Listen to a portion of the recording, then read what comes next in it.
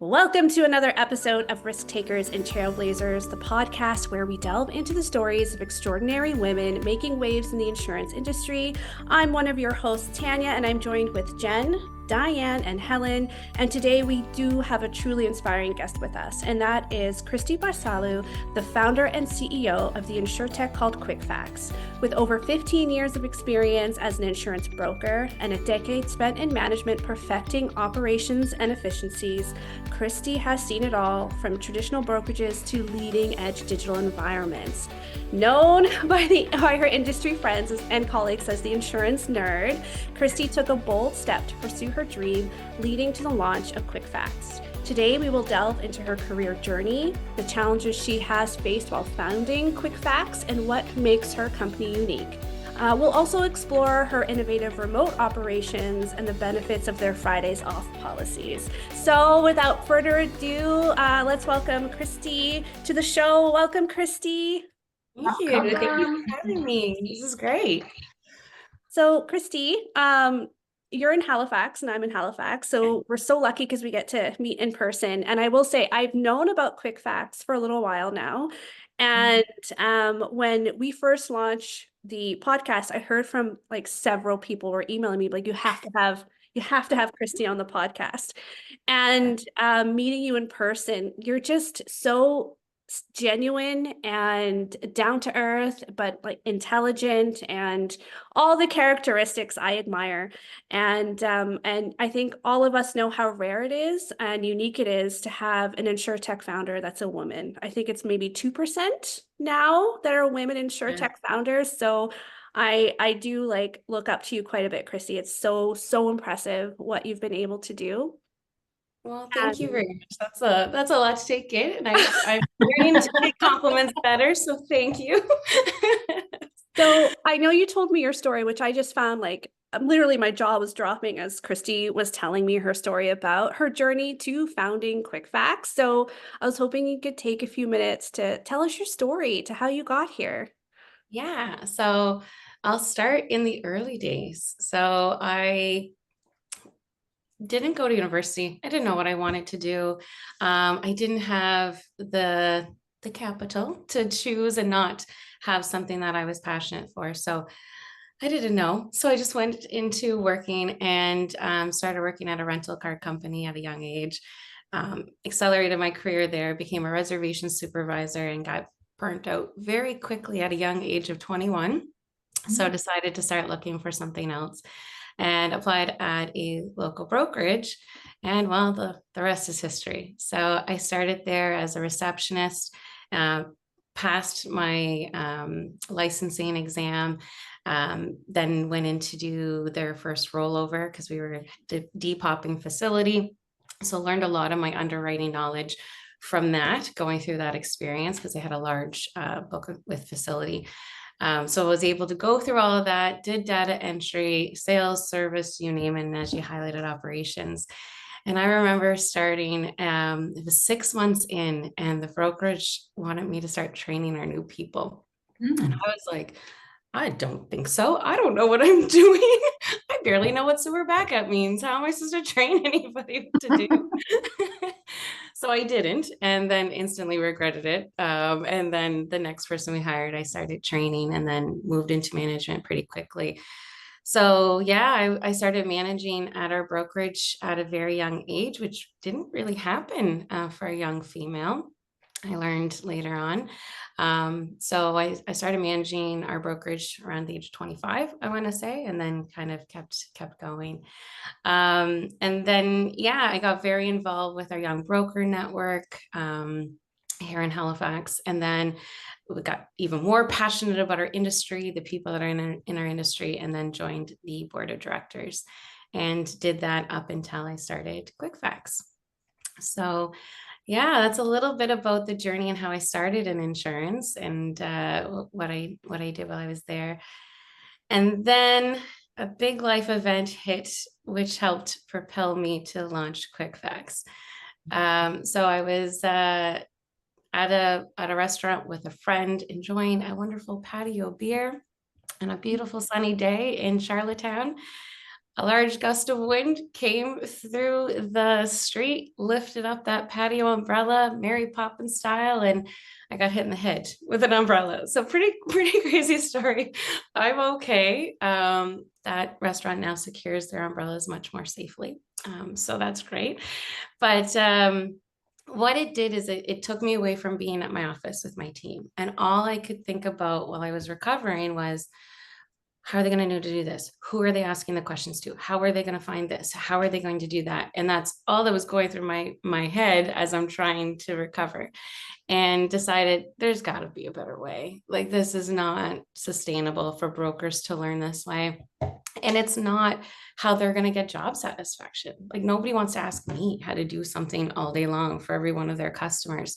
So I decided, you know what, I'm gonna take this risk. So got some life events in place before launching QuickFacts, and also needed to find the right co-founder to help me with this journey. Because as much as I had the insurance knowledge and background and passion, I needed somebody to help complement me on the business side. So that's where my co-founder, Jeff, who's also my life partner, came in, and we decided to launch QuickFacts together. And yeah, the rest is history. Oh, that's awesome. Yeah. And so Awesome, aside from getting hurt. But yeah. Yeah, Oh, yeah. exactly. Yeah. Yeah. Yeah. You know, that's okay. Well, I'm good now, fully recovered. So we're good there. It's amazing when you're Yeah. not in that day to day in the trenches, what can happen like creatively and yeah, no, I love that. But what really like took me back was when you said, yeah, I just Googled and set up my own Wix website, and I did like the first like proof of concept on my own. And I was I like, well, did. do you have like a computer background? You're like, nope. And so I was like really impressed by that, because that is like taking on, like, it's scary to take on something like a whole world you don't know about, Yeah. and just trial and error. And I think that's fantastic how you were able to do that. Yeah, honestly, so with my last employer that I was with, you know, but when I started working there, I told them the vision of what I wanted to do. And, you know, I give Steve a lot of credit. He said, to start a business is going to take you a lot more time and a lot more money than you think. So I will gladly have you here for the time that you do this, because it's probably going to be a little longer than you think. So he wasn't wrong. It was 4 years later before launching QuickFacts. But yeah, you're right. I was like, okay, well, how do I kind of build my own prototype to get the vision that was in my head out?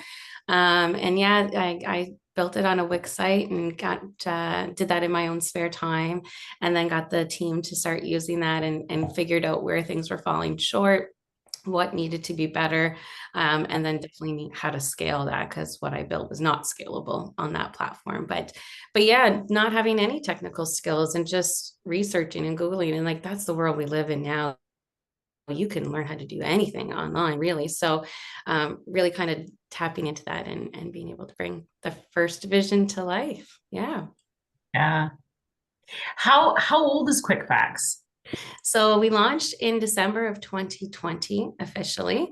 So we're 3.5 years old now. Yeah, good for you. Good Yeah. for you. Wow. can you tell us more about QuickFacts? Like, I've Yes. just kind of been, you know, while we research for our guests to join, I've been, you know, learning more about you, and I'm excited that you're coming out to Amplify in September. So we'll definitely, yeah, there's the mug. But yeah, can you tell us just like what QuickFacts does, and you know, what kind of Yeah. led you to start that? Yeah, absolutely. So kind of as I highlighted, I was worried about my team and getting answers. So there was two main things. One was the underwriting question. So being asked all day long, Christy, what market's doing this? And Christy, what market does this? And Christy, because I was the quickest way to get the answer. Yep. And especially as insurance keeps evolving, keeps changing, it's even harder to keep up to date. So that was one area. And then the other area was, what do I do with this piece of paper, or who do I send this to, and who do we upload this internally? Do we send that to the carrier to upload? So it was all the internal questions. So decided to build software that helped two things. So the very first part of our software is what we call the comparison. So what that does is it takes all the underwriting information for personal lines right now, and we gather it and we place it in meaningful charts. So you can see all of the carriers that you have a contract with, and it pulls out that core information and then complements it with the other things that are needed, such as manuals, forms, wordings, questionnaires, job aids, wordings, whatever you need to kind of get the full picture of that product. Because the part of being a broker is to get the right advice, and brokers don't have time to do that. It's too much time to go to every single portal, do that, and gather that information to give the right advice. So our software really reduces that time. So we are able to save people so much time, not needing to go to portals to be able to get all the information for their carriers, to be able to get that answer. And it's really helpful for new brokers to our industry. It's so much to learn and know. So now they can go and search and say, oh, solar panels. Okay, this is the max kilowatts. This is the max value. Great. I can do all this. I don't have to ask Christy. I don't have to sit on hold for an hour with an underwriter. I can answer these simple questions that do not need an underwriter or my team lead to help me answer. I can find those myself. That's so helpful with the aging population in our industry, where the education is just not possible with it's all kind of retiring now. All that lingering education and that knowledge is retiring. So perfect timing. Yeah. And we're losing a lot of great talent in our industry right now, because they come in and then they're like, whoa, this is way too much to know. And then they leave. So we do need more technology, more tools to help that journey for those new people that are coming into our industry to stay. And then the other part of our software is internal workflows and procedures. So where brokers can put their own processes. Our technology is self-serve, build your own, drag and drop technology, find and replace to keep things updated. Because that was the hardest part for me, is I would build a workflow, send out the Word doc, or send 10 emails to remind people to do the thing I want them to do. And then people don't remember where that is. So people can search, find that workflow, find that procedure, follow the directions, use designed for different levels of training, as we just highlighted. So some people want to read, some people want a video, some people want photos. So you can really blend that user journey. Amazing. And find and replace. So for example, if Christy is now Tanya, I can find Christy throughout all of my processes and then replace meaningfully with Tanya. So, that's the key, is keeping those things updated and all in one platform for operations. So really becoming that knowledge management center for brokerage operations. That's good. I think that's good for insurers as well, because I remember moving from TD, where it's just one market and that market really well, to the broker industry where there's 6 or 7 of them. And I had the underwriting, like 6 of them on my desktop. And what I ended up doing was only really knowing 2 very well, and only selling 2. Like I couldn't cope with knowing all of them. And I think that was unfair to my clients, and it was unfair to some of the insurers that we were working with, but it was just so overwhelming. And I think this is a great way to provide better service for your clients and to work better with your insurance partners. I think it's a win-win on every side. Yeah, I agree. That happened to me too. And I think you almost don't know how to, like, I remember coming out of the direct side and going into the broker world and feeling like when I left the direct side, I felt like, wow, like this was the best move I ever made. Like I was growing leaps and bounds, and I was like, I got this, and I felt really good. And then I hit the broker world, and I'm like, I don't understand this technology is really bad. And that was, we're talking, that's going on 18 years ago. Right. So I know what you mean. And then and you're all of these different markets, and you attach yourself to the carriers and the markets that make that information easy, because all you're trying to do is get back to growing and excelling and doing really well, especially if you're in a sales/service position, right? More leaning to the sales side. So like you said, Tan, it's like you're not doing the right thing by the customer, right? When you're only learning, but what is that answer, right? And it's even worse now, right? You speed up 18 years and all of the different changes and all of the exclusions and all of the things that you need to know across 30 markets, right? Or you want an interesting stat? Yes, So, I love stats. So in Ontario only, just this past 6 months, over 43 carrier partners, we've had 250 manual updates. Oh my gosh. Oh my That gosh. speaks to the fact that brokers can't remember this. And so No. what you guys are saying is 100% correct. No matter how experienced a broker is, you can't keep up with that. I used to do cheat sheets, literally like Yeah. write Yeah. things down and post them. Like my Yeah. cubicle, my office was all full of like Yeah. these little cheat sheets because you're trying to remember, right? So I have a question. So how Yeah. did you get all of the manual data inside the tool? Yeah, that's a great question. And I really want to give a bit of a shout out to the carriers. That was one of the things that when I was starting this journey, everybody kind of cautioned me. They're like, insurance carriers are not going to work with you. And I was like, well, I'm still going to try. I'm still gonna ask. Maybe they will say no, and then it doesn't take off. But what if they say yes? So let's try. And that journey was long. Don't get me wrong. It was not easy finding the right people to talk to at the carriers. And I think what happened is the shift in the industry in general. I feel like we're finally at a good time that everybody does want to start working together. And I'm really happy to see the change. And as we're working with our carrier partners, they see the value. And what I really love is because most people think, okay, well, it helps them, which it does. But the first thing that they said is, we can't do this for our brokers, so we want to be part of this. And I, as a previous broker, actually really loved hearing that because their motivation was actually really genuine. And I really loved hearing that from the carrier partners that we have. And yes, it does help them because then, brokers aren't causing whole times to be even more inflated because they just need the max value that they can't find in the manual, things like that. That's where we can really start improving the things that we don't need an underwriter for. And then underwriters can be available for what they're needed. The complicated, the approval, the thinking outside the box, not the I'm locked out of the portal. Can you send me a questionnaire?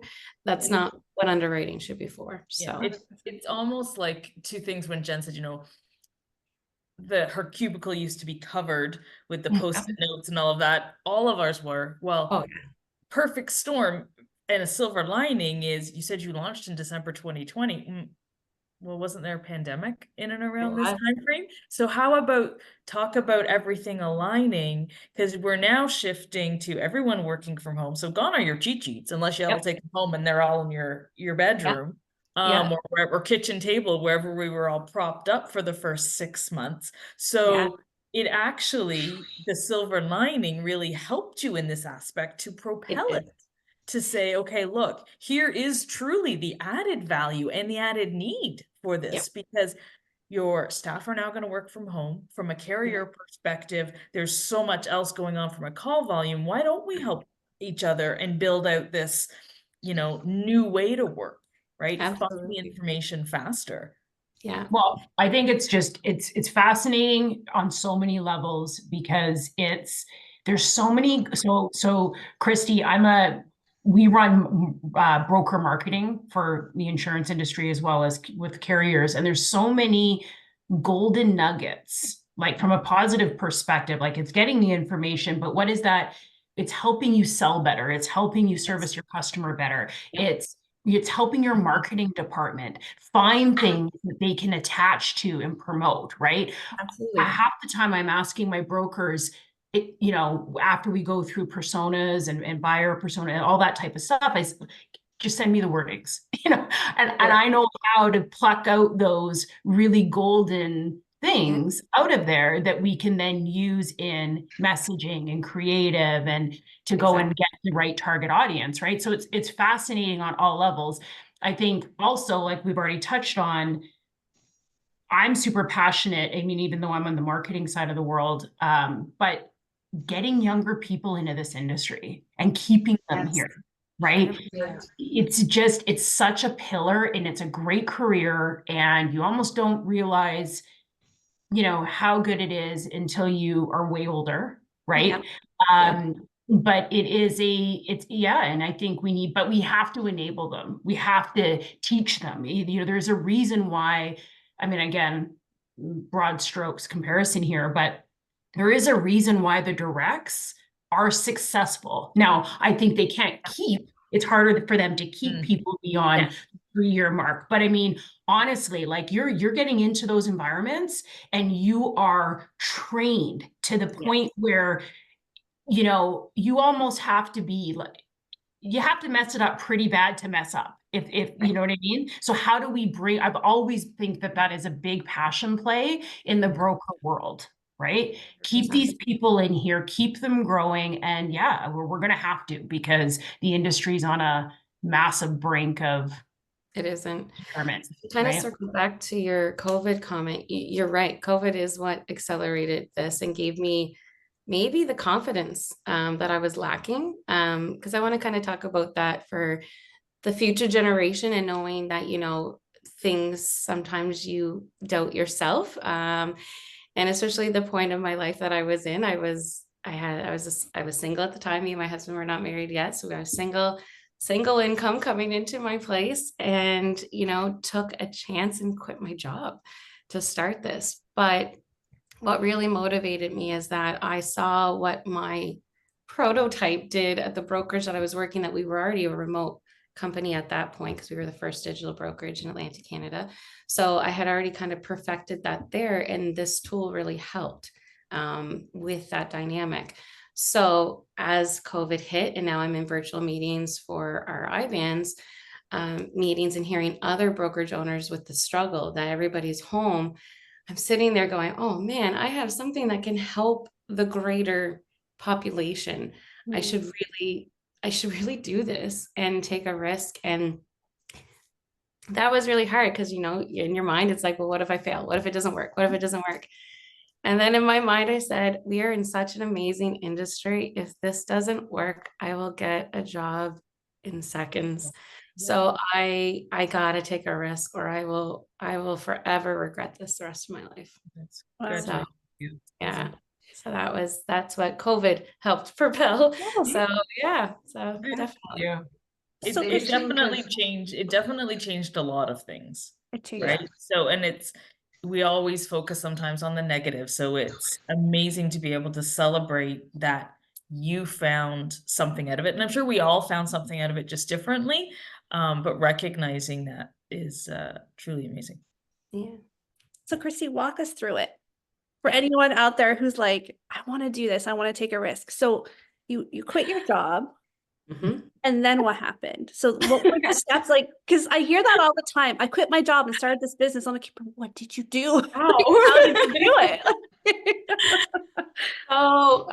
So what I implore everybody to look at, depending, is especially for Canada. Canada is amazing for grants and funding and things like that. So I didn't get grants right away out the gate, but I was able to get my first loan through a program called Futurepreneur.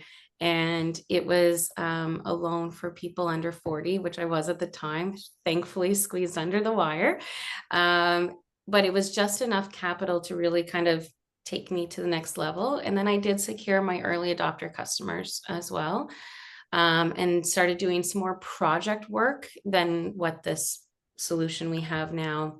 But that project work was enough to kind of keep money coming into the door to pay myself, pay another person that I brought onto the team early on.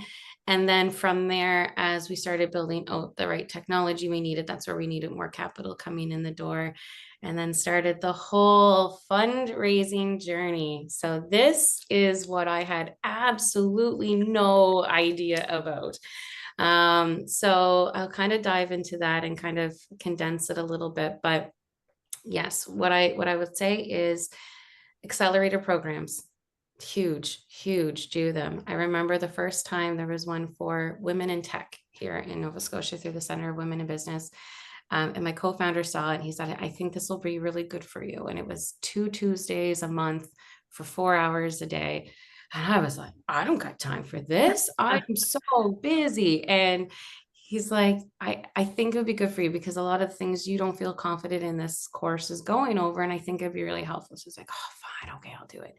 It was the best thing I ever did, personally and professionally. So don't underestimate programs that can help. with knowledge that you need, and also the network that you need to build. So much like insurance, we know the power of building a network in our insurance community. The same for the ecosystem where you are living in. There definitely is one for entrepreneurs. Find it and utilize it and take those programs, because then you start meeting more and more people in that ecosystem. So I was able to meet a lot of the different government funding agencies through that. They were able to hear my story, hear the passion that came with it, and then were able to really kind of take me under their wings and explain milestones that I needed to reach with the company in order to get more and more funding. So that was huge, because sometimes a lot of those organizations don't tell you those milestones. They just say, sorry, you don't fit the box, goodbye. And Right. I'm an innovator. I'm not supposed to fit in a box. What do you mean I don't fit in a box?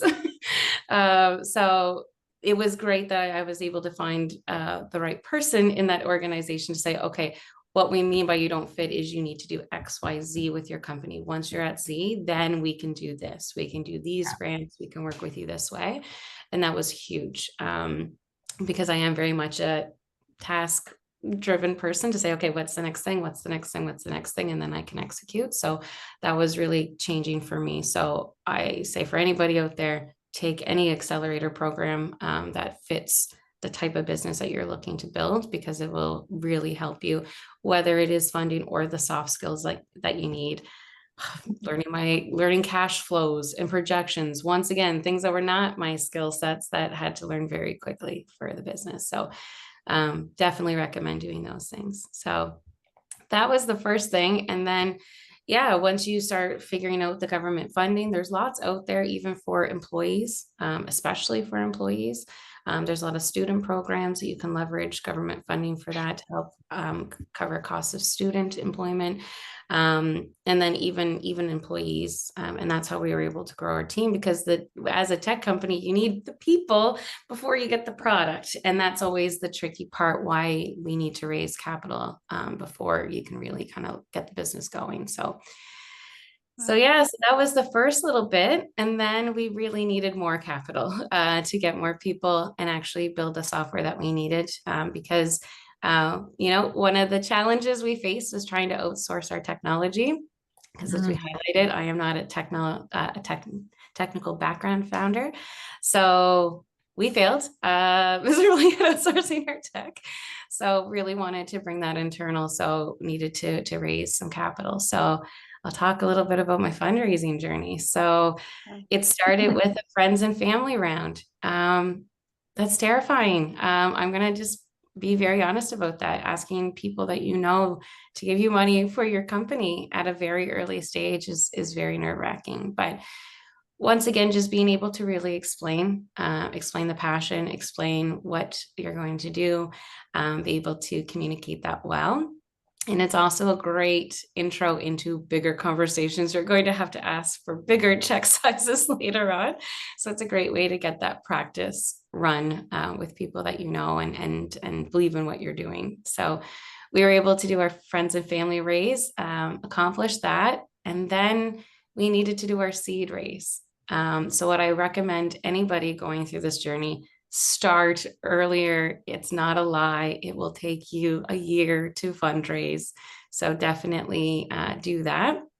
But I struggled with it on a lot of levels. And I think why I struggled with it was a bit of that imposter syndrome, where it was, okay, I have to say the right things. I have to act this way. I can't joke. I can't do the things.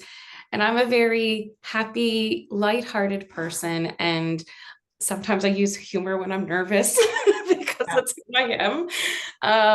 But I was trying to mask that and hide that to be this very professional person. And it wasn't working. It was not connecting. And the reason why is because in those early days of fundraising, people are investing in you. That you're the right person. And I lost my passion in this new person, trying to be this professional person that I'm not. I lost the passion, and to prove that I'm the right person to make this company happen.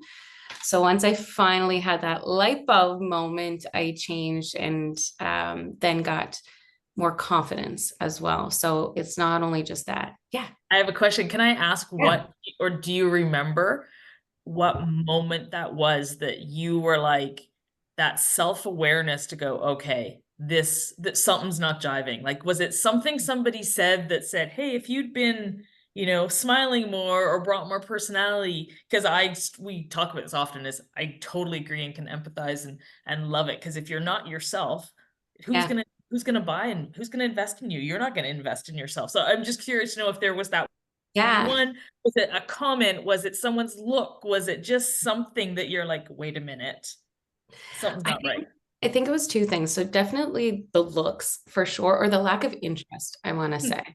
It was like, okay, because all of our virtual lack of engagement, maybe they just they weren't getting drawn in because it was a lot of this. It's like, they're not listening to me at all anymore. So definitely that. And then COVID rules kind of lightened up a little bit. And one of our government funding agencies, they brought us in to do like a practice pitch in front of some people with another founder for a different company as well.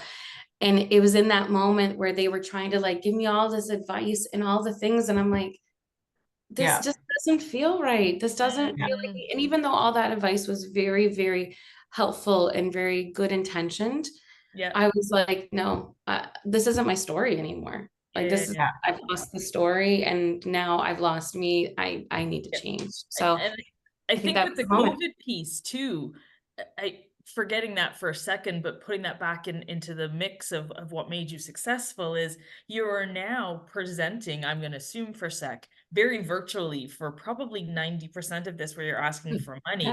So I can see how not being able to present yourself to your true authentic self is going to lose something from that engagement, right? Think about that video, the video wall that's there, right? 100%. That makes sense. I've experienced that too. And it took a while to keenly recognize, and I don't really know if it was any one person or what it was. We're just fed so much information about what we're supposed to be doing, what we're not supposed to be doing. And, you know, I think it does, you hit this moment where you're like, I need to go back to what got me here in the first place. And what got me here in the first place was being myself around something that was very important to me, right? Exactly. And you can't, and so there's a lot of times where you have to be like, when you get to this stage of, it's not about not taking mentorship, it's about taking mentorship from somebody or something that you really trust, right? Because if you're trying to keep it's almost like in the early days, you're just rely on this like wild self. Like it's just this wild self you're relying on. And then you get into this pool of people and bigger things and bigger opinions and bigger advice and bigger money and all this stuff. And it's just kind of like, it's easy to totally lose yourself, right? And you're like, well, wait a sec, I'm not happy. Therefore, I'm missing the mark because I'm listening to all this bad advice or not advice that fits me. And maybe it's not bad advice. Maybe it's not, like you said, it's not intentional, but it's not fitting or I'm taking it the wrong way. Right? And then what I realized later, especially and even more so now, is if I'm not my authentic self, I'm not going to attract the right investors that I want. So I think that was another turning moment too, is me realizing that, to say, okay, well, somebody likes me for this person I'm not, then we probably won't have a great relationship. And then I'm going to be in that, you know, common story where you hear people that are like, oh, my investors are horrible, right? I never wanted that to be the story for our company either. So I realized I need to be myself. And if people like who I am and believe in me, then I'm going to get the right investors too. And we did. We have some really great investors in our company. And yeah, they are all very much aligned with the vision that we have for the company, which is really, really great to see. I think that also goes well with it bodes well with employees too. Like when you were talking about like being authentic in a pitch, that's how I kind of feel when I'm interviewing people. Sit here and I act differently, or I tell you things about our company that are fictitious, and you're going to find out right away we're not going to have a great start to our relationship. And what's the point? Why not be true to yourself? Just put it all out there and then get that great partner that's coming in to work for the company, and everybody wins. Absolutely. Yeah. I love that comment, because outside of building the business that we wanted that would help brokers, me and my co-founder Jeff were very passionate about building a company that we want to work for. Yeah. And I think what you just said is what's making us attract the team that we have attracted, and what's helped build the culture that we have, because we're like, okay, this is us. This is the company, being very honest, being very real, being very transparent. And, you know, people came in and they were excited to come in because, you know, they felt like they had a place in the company. So I think that's great for any business, no matter what it is, no matter what you want your culture to be. Yeah. Be honest about the culture that you want to have in your company, and you'll attract those people, and then you will have the culture that you want. I always do a summary at the end, or like their 3-month mark. I'm like, okay, think back to our interview. Did I lie about anything? Was anything not right? You've now been here for 3 months. Was I correct? If I get anybody saying anything different, I know to tweak what I'm saying, but it's, I try really hard to stick to that. Yeah. Yeah, Going back to what you said about your true authentic self, it took me to age 40. When I turned 40 to actually live by that, because someone gave me a piece of advice. And for anyone who is a people pleaser or perfectionist out there, and I know a lot of us are, they said to me, it's not about getting people to like you. That's not what you should focus on. You should focus on whether or not you like them.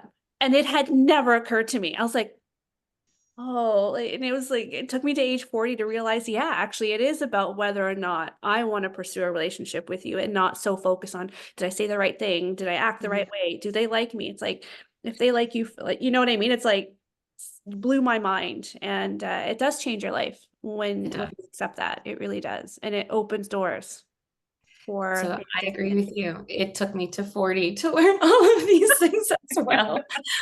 So I really hope the younger female generation learns from us and learn your authentic self and be true to it, and figure that out much earlier than we have, because it is life-changing. And be okay with people not liking you. Before that was like the worst thing. It's like, oh, you don't like me. Oh my gosh, I'm a terrible person. How can this person? And then just be okay that not everyone is going to like you. Not everyone is necessarily going to agree with how you do things. And that's okay. That's okay. You just have to keep pursuing what you need to pursue, and kind of ignore the noise and accept the feedback you need to grow, and ignore the rest. Right. So because it doesn't actually work. That's the problem, is that in the end of it, you keep denying, you keep, whether it's, you don't want to work with this customer because you're getting a really bad feeling, but you need to make your sales targets, whatever that is, it's not going to work in the end. If you keep denying it, like you said, whether it's investors, whether it's employees, whether it's clients, whether it's, partners, whatever that looks like, it's just not going to, work eventually. So you keep denying and putting yourself on the back burner, and your own happiness and the company that you want to build, and, what you stand for and what you're passionate about. It's just eventually you're just going to find yourself in a place where you're not happy. And Christy mentioned a word that I want to circle back to for a second, and that's values. Right. And we've had conversations just in last podcast, as well as some books that we've all read, the three of us, or have read, or the four of us, I should say. And that's, if it doesn't align with your values, then it's not going to work. Right. And that is something, I've learned way more than 40 in my life, to know that if those values don't align, be it from we're talking work, but it could be anything. Relationships, employment, just in general life, if your values, and it's very important, I think, that people need to step back, and your values probably 20 years ago to today are probably different. So it is a constant reevaluation of your values, right? What I needed for my 20-year-old self to my 50-year-old self are very different. So from an employment perspective, growth model perspective, we're challenging and really trying to help young people as part of this podcast, but we're really here to also help women through all of the ages, right? 100%. Take that pause, or do your evaluation of your values. Are you in the right spot at the right time based on your values? If not, what can you do to change that, right? So I love that you use the word values, because I don't think it is truly brought up enough. No, it's to not. make sure that you're feeling, and the you're in this is you, your own person, right? And are you being valued by the people around you, right? Yes, very, very much. If the other people are valuing you. And I love that you said at any age, because you're right. Your values are going to change as you do your own personal growth and development. So something that might not have been a value of yours at 20 might be at 21 now, because you've changed, because you've done some personal growth, or like, as you said, as each decade that you change, your values do definitely change as well. So keep reevaluating your values as well, and making sure that it is what is aligning with what you want. Yeah. Yeah, it's true. Even teaching these kids your kids at a young age, right? I think there's so much in there. And if we can teach that earlier, and we can help find what those values are and establish that early on, then you can come back to that and say, well, wait a second, this doesn't feel right. This gut check, this is not feeling right. So instead of just ignoring it, right? It doesn't align, so I'm moving on, right? It's a big world. It's a big world. There's opportunity everywhere. You're not gonna be lost, and with no job and no career and no opportunities because you decided, hey, this doesn't feel good in my value system. Exactly. Right. And I think that's the power of a network too, like building your network and having that net to be like, you know what, this doesn't align, but I know someone in this area that I know they align with my core values. So let's see what opportunities lie in there. Because sometimes when you don't know what the options are and you have a limited view, I think you feel stuck, and then you might do things. And I've been there, I've done things. I'm like, I know this is bad. I know this is wrong. I know this goes against every fiber of my being, but I don't know what choice I have. So I'm just going to stick it out for a couple of years. And I know a lot of young women who have done that. And I think that is one of the leading causes. When you have friction against what you believe in and what you're doing, I think that is burnout. That is going to cause you burnout. That's burnout, that's sickness, that's disease, that's just the list goes on and on. I think one of the things that I just wanted to point out at this point is that it is also super important to be self-aware, right?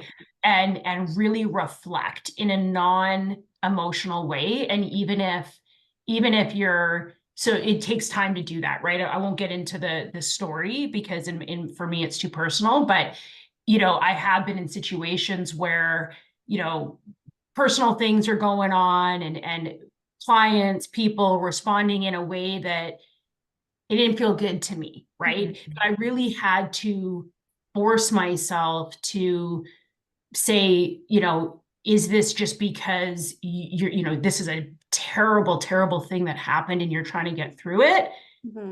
Try to put myself in my customer's shoes, my partner's shoes, whatever. Also to be like, okay, but there's still a need here, right? So it's really trying to reflect on, do I just want to burn the world down because I'm in that phase right now? Or are there other self-aware things, right? So I do think it's important that if you're in a crossroads where you have that feeling, this doesn't align with my value system, this is just not feeling good anymore, to really gut check and say, is it this or is it that? And it very well could be. It could be like, hey, you know what? That was all bets off. I didn't like how how that made me feel. 2 years ago, 3 years ago, 5 years ago. I'm never allowing it to happen again. Right? Yeah.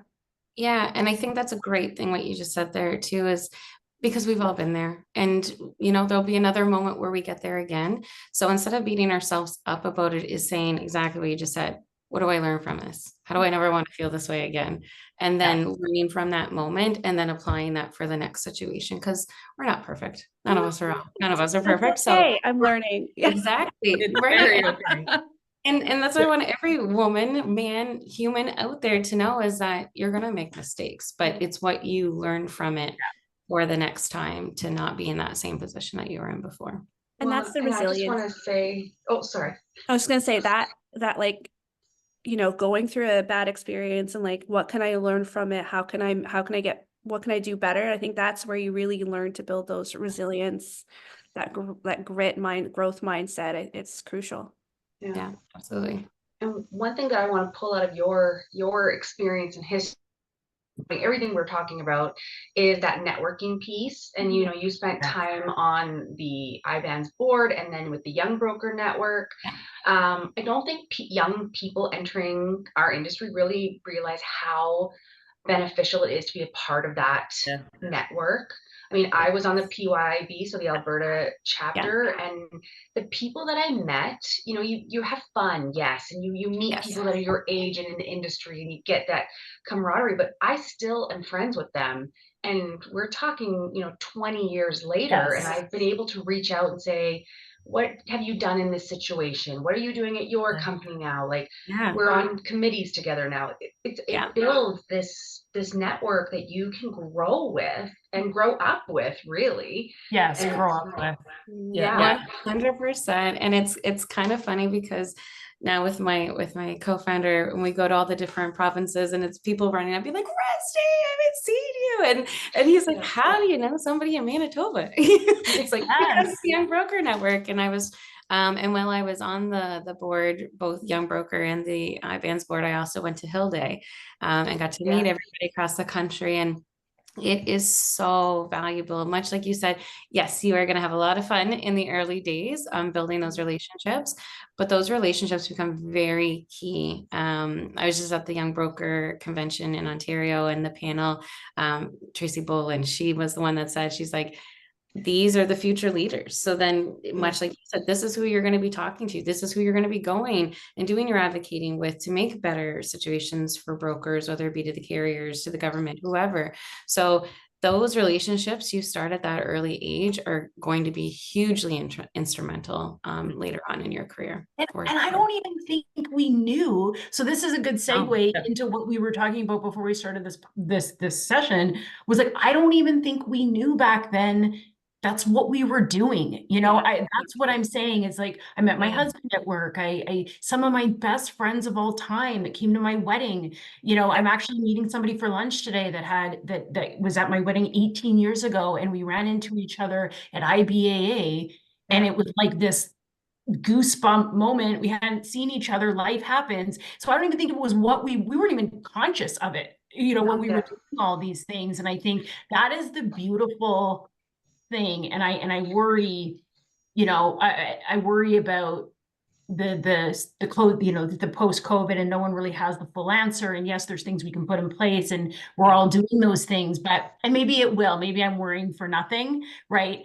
Our team I found out they had a book club, and I'm like, oh, that's super cool. I had no idea you guys were doing a book club, every couple of weeks. But yeah, I think back to, early on in my career and think those days are just unmatchable, and how, But I think there's hope. Like at the convention that we were just at, there was more young brokers there at this convention this year than the year before. So starting to kind of see that resurgence come back. And maybe I'll talk a little bit about our remote work culture.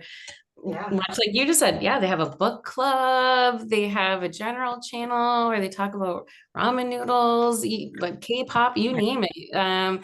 Things are going on in these Slack channels to help them stay bonded and stay connected, even though some of them haven't even met in person yet. So it's really cool to see them taking the initiative as well. So that's what I say is sometimes, it might be hard, and especially COVID kind of made us a little bit more introverted than we might have been in the past. So, it's good to try and get to be a little bit more extroverted and go say hi to somebody that you've never met before, and you have no idea where that conversation will take you, because all of my conversations have always led to such a good place. And one year I lived the summer of yes. So anything that somebody invited me to, I went to, and I couldn't say no. And it was the best summer because it led me to so many amazing things, career and personally. So, for maybe those young ones that might be a little timid to go, just go. You never know what's going to happen. And that's the crazy part, though. Like, for us, we lived a life of our working before COVID, and then we dealt with COVID, and then we came out of it, and it's like remembering. But for these young people that are graduating and maybe starting their career in COVID, You know, Yeah. they started Yeah. without having that office presence and without meeting people, and they're just starting to be like, oh my gosh, what the heck is this? Like, Yeah. what am I involved in? My whole career has been behind a screen. Yeah. Like that's Well, a even in whole university. Yeah. Even coming out of their college and university, you know, Yeah. that's how it all went online, right? So Yeah. for that, you're right. For that generation, it's like they're never going to have that past, you know, comparison, right? Yeah. Better, worse, whatever. It doesn't matter. They're not going to have that comparison like we do, right? Networking It's takes like on the a whole generation new. that didn't know tapes existed. They don't understand the pain we went through with tapes and CDs. They just get music whenever they want, like whenever they want. They didn't know. They didn't have to hit record when their song came on the radio. Run, hit the record button. They have no idea. No idea. Yeah. But I do want to spend a minute, Christy, because I think this is really important. And Jen, you too. You guys are fully remote. There is no office presence. As of 3 weeks digital ago. as of a couple weeks ago, and Christy QuickFacts is completely remote. I'd love to, for some of us, just to really chat that through. What's that like? How do you build those relationships? How do you build trust? And how's that been working for you? You go first, Christy. Okay. Yeah, sure. Honestly, it's been great. Now I do look back. Like I said, we started in COVID. There was no way we were going to have an office space because it was COVID. And then as we kept going, I realized I couldn't really justify that expense because we're not a business that have the public coming to see us. So keep that in mind when I'm talking about a fully remote. Why we can do that is because we do not have customers that need to come into our office space. And then brokers also changed as well. So now they're also working from home. So even if we went to their office to have a meeting, half of them are at home, half of them are not at home. So even that needs to be a virtual meeting. So it didn't make sense for us to have an office space, even though in the early days, I dreamed of having this beautiful office space and having people there. And it didn't make sense because I realized that the team I was building were very spread across the country. And it didn't make sense to say, okay, you need to drive 3 hours from Cape Breton to come down to work for us in our office every day. I'm going to lose that really great employee. So for us, because we didn't have the need to have customers coming to our office, just didn't make sense for us to have that office space. So with that being said, there are challenges to being fully remote. It's not this dream world that everything works. It's harder to build that company culture. It's harder to build that camaraderie with your team members, especially if you have team members that used to work in an office and miss seeing people day to day and things like that. So we were really conscious of being able to do a few things. So first and foremost, we always do a weekly kickoff meeting with every team, each of the teams individually, to kind of set priorities for the week, what we want. And then we have daily 15-minute stand-ups, just if anybody's got a blocker or something stopping them, then they can talk about it. So that's going to keep things moving properly. So from an employer's perspective, where people are like, well, are they doing anything? Are they not working? Are they working? This is where you can do those check-ins and make sure that things are moving the way that you want. Operations is key to a remote work from home balance. So we definitely have a lot of project management systems that we use and implement to make sure that people are being able to collaborate together as well, be able to make sure that projects do keep moving, and we can see that very easily. And then the emotional and just the personal aspect. So as I highlighted, so many Slack channels, we have different Slack channels for different things. We have one for quick pets, so that way we can talk about our pets in our channels. So like a lot of non-work related things. And then also making sure we do those check-ins. We do every 3-month quarterly check-ins on more the professional level, but then team leads will have bi-weekly check-ins, and it's just like, nothing structured. What do you need to talk about? Do you want to just shoot the shift for 20 minutes? Or do you have a problem that you want me to help you through? Or do you want mentorship? I can mentor you and give you some goals to work towards and things like that. So it's really what that person is craving to kind of get what they're missing from being in an office setting. But those things are very, very important. And we learned that, you know, not right away. We had our team to tell us what they were looking for and us be able to adapt to that and make some changes to what we were doing to make sure that we were hearing that. But communication and organization are key. Yeah. Yeah, I mean, we're all on the same wavelength. It took us a really long time to make that decision, and we were really listening to what our staff wanted. I mean, obviously, Toronto is crazy commutes. We have Edmonton and Toronto, so it was. Like you said, it's not productive to be in your car for an hour and a half a day. It limited us from hiring where we wanted to hire. And I think yeah, so it's definitely, I'm not going to repeat all those things. I think that the only other thing I'm thinking that we've really had to take a hard look at our onboarding for new people, right? And what that shadowing really looks like outside of the office and without it being exhausting over a screen. Also empowering our managers with budgets. So to get together budgets, right? So whether that's, and mostly, to be honest, around more pleasure things, not even so much work things, right? Yes, we're all getting together in the bigger, where we have a big session or it's something that we all have to meet together, our quarterly updates, but also budget to get together for coffee, get together for an event, whether it's just whatever it is, right? So that's kind of the next step for us since we closed down the office is, what does that look like? And it's during work hours. So we're not expecting people to obviously go for coffee and whatever they want to do, or drinks or dinner, or whatever it is, right? In the evening. So yeah, so I think we're all trying to get through that, but definitely the onboarding and like you said, making sure that those check-ins are happening, because you can see it. You can see over chat, you can easily recognize, right? When someone's like, I think I don't know if this is a women's intuition thing, but I can easily recognize when someone is, okay, you need some time, or we need to talk, or something's not, and I think that's harder for new people that have only really been with the company they don't have those relationships established yet. So yeah. It's really important to do those check-ins. And I think for me, so when we were building Goose, head office was always in Toronto. And for the longest time, I was the only person here, right? And so I was I'm a very like non-structured, type of person. Like it's not like I don't have my professional hat on. And so I almost feel like I actually struggled more being in person than I did on camera. So I don't know if in the early days, they were kind of adopting that same thing. Like it sort of just felt like I was this video figurehead. Yeah. In a different province. I didn't like, it wasn't awkward. At one point, I think they had me up on the screen 5 years ago or 6 years ago, like all day.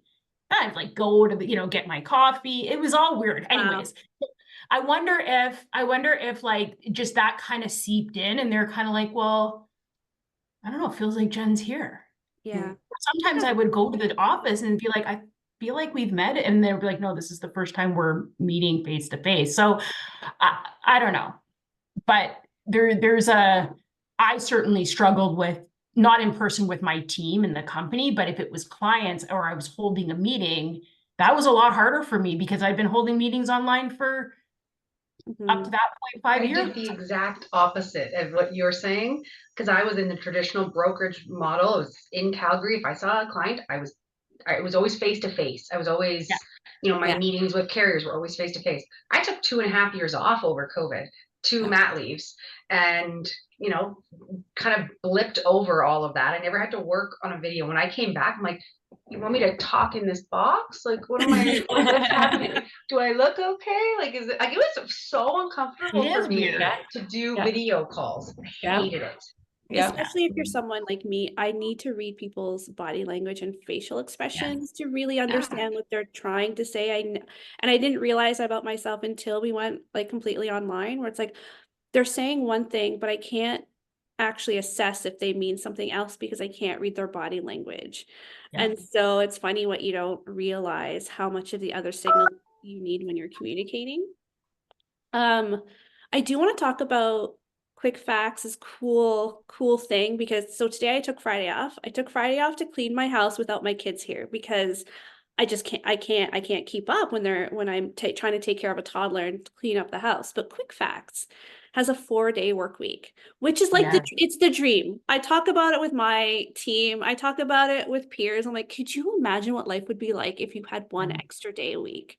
So talk to us. Like, what was that like? Has productivity gone down? What did you find? Because everyone's so scared of productivity going down.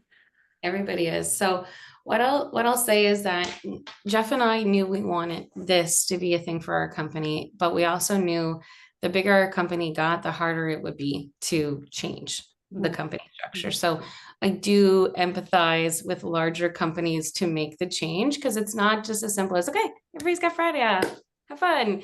There's a lot to it. You have to change all the employment contracts. You have to make sure that you're sticking to the employment laws that do not talk about a 4-day work week. So then you need legal aid to really help you go through that. So there is a lot of administrative things you have to do as an employer beforehand. But Jeff and I really kind of dove into the studies that were happening in Europe, especially in the US.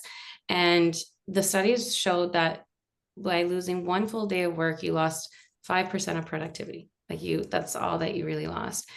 And when I kept thinking about it, and I think everybody listening will be able to agree.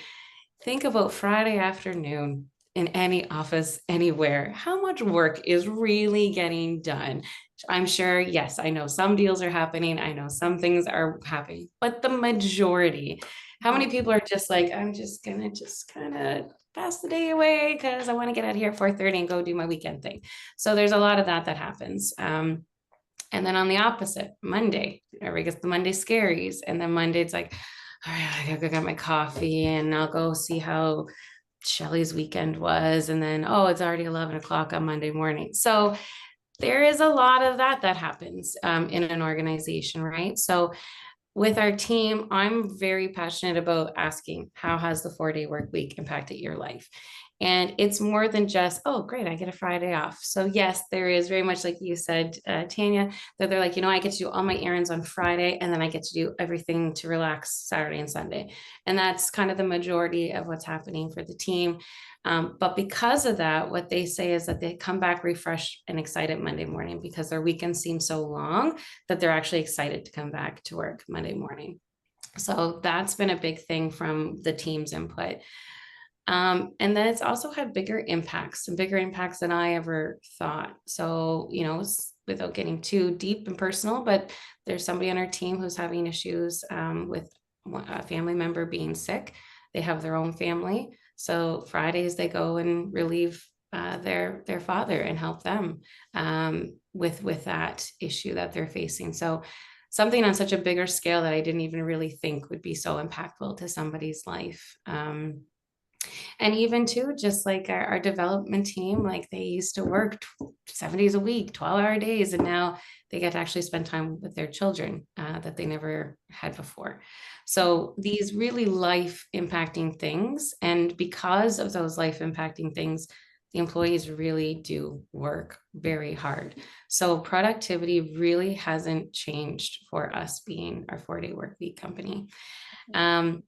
It did start because as we were trying to get that development talent, it was in the height of the craziness for developers. So we really asked the question, like, what's important to you? And we were able to start this 4-day work week. So we piloted with them, and then we did a pilot with the rest of the team, and we monitored it to see if productivity changed, and it didn't. If anything, they worked harder. There was times where I was like, it's 7, stop working. And they're like, I want to get ahead. It's like, no, stop, like, take your day, so people actually did more because they just appreciated what they had and what they were able to accomplish for their own personal lives at the same time. So does their day-to-day hours change is really, I guess, what other people are going to hear. Like, do you have them squeezing a 40-hour work week into 4 days, or is it still the same? We kept it 8-hour work days, so it's a 32-hour work week. So yeah, because that is some of the shifts when you do a 40 work week is that it's a 10-hour day. But we didn't do that either. We just kept it the regular 8-hour work day. Yeah. I love that. I just, yeah, I think there's definitely a part 2 to that. I know we always say there's a part 2 on every podcast, but there for sure is, because we have 5 minutes left. But I definitely think, like, I look back at just the different things that a Friday, like a work day opens up, right? In terms of, like you said, volunteering at the kids' school, or getting all of that done where they're even at, or when they're at school, right? Or they have other things, right? So there's a lot of, my husband has a rotation, and they do it what you're saying, Helen, where they tack on hours, right? But it's a rotation. I think it's every 4 weeks or something that it's the Friday off. And yeah, it makes a difference. Like, just even that, right? Because you're like, okay, well, there's just so much you can get done in an actual work day, or other things that can take the focus versus Saturday, Sunday. And I should say, because our customers are not 4-day work week. So even though we're off Fridays, we do have a rotating schedule for Fridays for our customer support. So as customers are reaching out to us, we still have somebody, and that rotates through. So right now it's averaging like 1 Friday every 6 or 7 weeks for that team. So and I actually think that's interesting about, like, whether it's the parents being sick or anybody, like, there's things you can, that was what my point was, is there's only certain things that you can get done on a weekday, right? Whether it's doctors, whether it's appointments, whatever that looks like, right? You're not getting a hold of, the oncologist that you need to talk to on the Saturday, which is incredibly frustrating. And that's where my burnout is, having 2 young kids and trying to do all my work 5 days a week. And then on the weekend, I feel like I'm not spending quality time with them, because I'm grocery shopping, I'm cleaning the house, I'm doing all the laundry, because I can't squeeze household chores during the week. I can't, not with, like, working for an Insurtech startup. It's hard. It's a lot of work, but, like, I'm even flirting with the idea of, like, not taking vacation and just taking Fridays off for my mental health, just so I can, like, spend time with my children on the weekend, rather than be like, here's the TV, I need to go clean. So I think there's a lot of merit to it, really. So yeah. Agreed. So time is running out. Yes. Before we go, Christy, what is your 2-minute version of what you want QuickFacts to be over the next 2 years? Like, what is your dream? Like, where do you see QuickFacts going? yeah, well, over the next 2 years, I really want us to be that leading knowledge management system for all aspects, because it is a big missing piece for our industry, as we've already talked about, for losing knowledge in our industry as people are retiring, new generation coming up, and even just the people that are experienced being able to do their jobs and not have to have the major support. So really, us being that knowledge, centralized knowledge management system for our industry is the main passion for us here at QuickFacts.